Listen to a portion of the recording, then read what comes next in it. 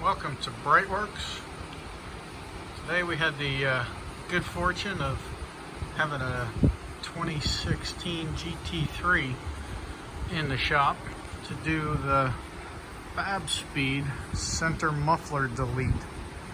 So we've done the GMG, we've done the SharkWerks, we've done about 6 of these. This was the first time we did the Fabspeed, and wasn't that much different than the other ones. What's funny is each time we think it's going to get easier, but there's always something different that gets a little hung up. But no biggie, easy kill, sounds phenomenal. We'll try to make a noise video later, but in case you're ever doing this at home for the DIY guys, I'll show you a trick. So there's 2 nuts right here, and those basically hold the side mufflers on, right?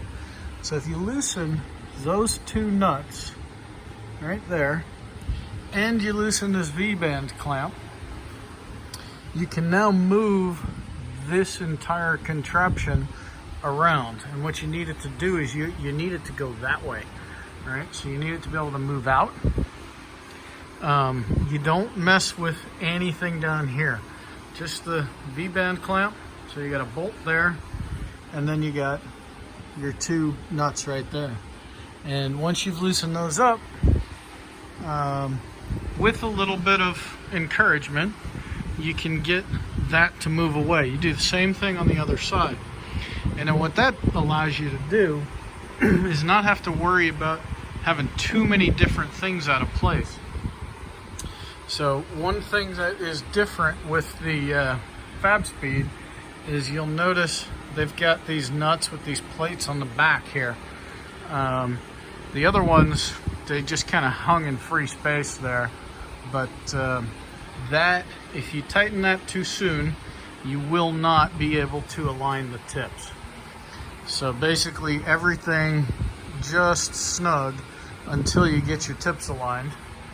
But the only thing you should be messing with on anything near the engine is all going to be aft of the catalytic converter.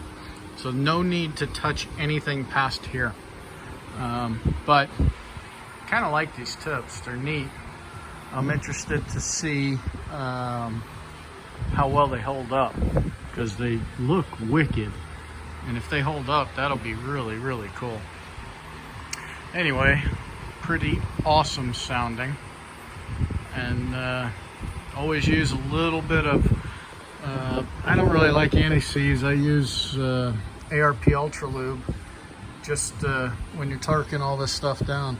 And be careful, because, I don't know, it says it's 8.8 hardware, right?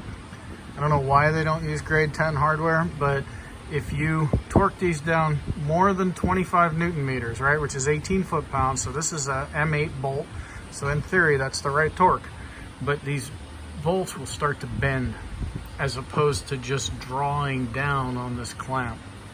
So you gotta be very careful. Don't over wrench on them. If you're using a torque wrench, that's the best way to do it. Otherwise, gluten tight. But you can see here, at 25 Newton meters, that bolt started to want to walk a little bit. It's not a big deal. It didn't hurt. It's not going to hurt anything.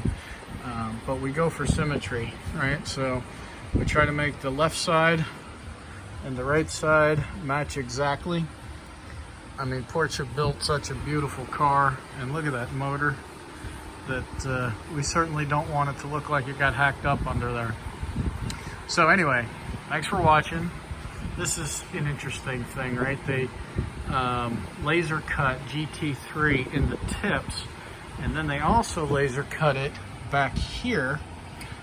But for the life of me, even on the bench, I could not get that to line up perfectly. So it's like a shadow effect. So maybe that's what it's there for, is the shadow effect. Anyway, very cool car. This is such an amazing upgrade, and it's not very expensive compared to other things that you get done. that I'm not surprised. We've done at least a half a dozen of these at this point, and these GT3s are just monsters. All right, take care. Thanks for watching. Check us out at BreitWerks.com.